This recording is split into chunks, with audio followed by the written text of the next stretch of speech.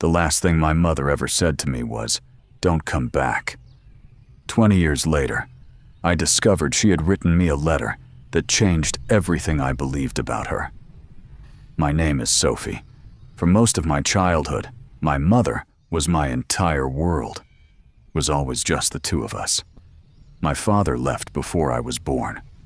Whenever I asked where he was, my mother would simply smile and say, "Some people are meant to be memories, not family." She worked long hours as a nurse. Sometimes she came home exhausted. But no matter how tired she was, she always made time for me. We would eat dinner together every night. She helped me with my homework. On weekends, we'd walk through the park, feeding ducks with stale bread because she said they didn't care if it wasn't fresh.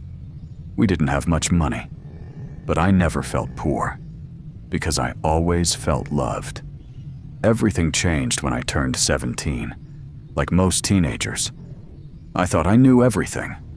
I wanted freedom. I wanted to make my own decisions. My mother wanted me to focus on school. We argued almost every day, sometimes over curfews, sometimes over friends, sometimes over things neither of us even remembered the next morning. One evening, our argument became worse than ever before.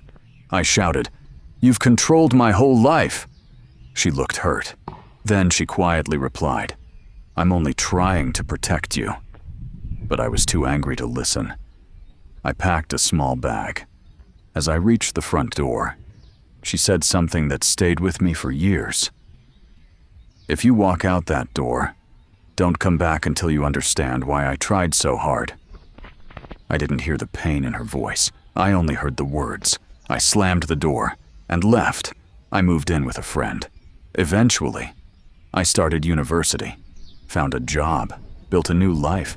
At first, I expected my mother to call. She never did. Months became years. Years became decades. I got married, had children of my own. Still, we never spoke again. Every birthday, I thought about calling her. Every Christmas, I picked up the phone, but pride always won. I kept telling myself, if she really loved me, she would call first. I had no idea. She was thinking exactly the same thing. 20 years later, I received a phone call from an unfamiliar number. A lawyer introduced himself. He asked if I was Sophie Carter. When I said yes, he paused before speaking. "I'm very sorry. Your mother passed away last week." I couldn't breathe. I hadn't seen her in 2 decades. Now, I never would again.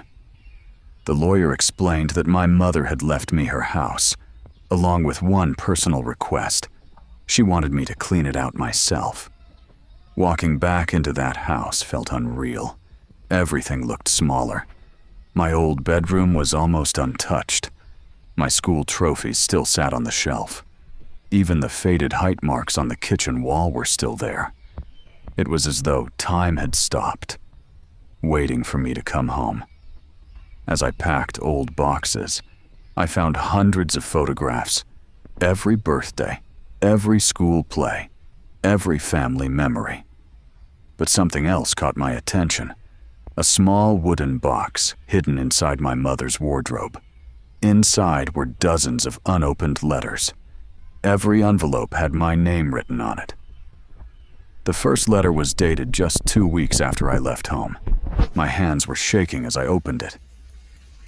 "My dearest Sophie, I don't know if you'll ever read this. I wanted to call today. I even picked up the phone. But I remembered how angry you sounded when you left. I'm afraid if I call too soon, I'll lose you forever. So I'll wait a little longer. Please know, not one day has passed without me thinking about you. I love you. Always. Mom." I opened another, then another. There was one for every birthday, every Christmas, every graduation she never attended, even the day I got married. She had written, "I saw your wedding photo in the newspaper. You looked beautiful. I wanted to stand outside the church just to see you smile. But I didn't want to ruin your happiness." By then, I couldn't stop crying. For 20 years, I believed my mother didn't care enough to reach out. The truth was, she had reached out hundreds of times. She just never found the courage to send the letters.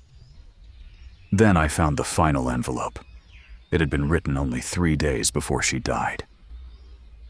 My beautiful daughter, if you're reading this, it means I'm gone. There is something I never told you. The year you left home, the doctors diagnosed me with cancer. I wanted to tell you. But after our last argument, I was afraid you'd think I was trying to make you feel guilty. So I stayed silent. Watching you build a happy life from a distance became enough for me. I don't regret raising you. I don't regret sacrificing everything for you. My only regret is that we lost so many years because neither of us was willing to make the first phone call. If I could ask you for one final thing, please don't let pride steal time from your own children. Love them loudly. Forgive quickly. Life is shorter. Sometimes, I'm sorry is worth more than being right. Life taught me something I will never forget. Parents aren't perfect. Children aren't either. But love should never be measured by who apologizes first, because one day, the conversation you're waiting to have may become impossible, and no amount of regret can bring that moment back. The end.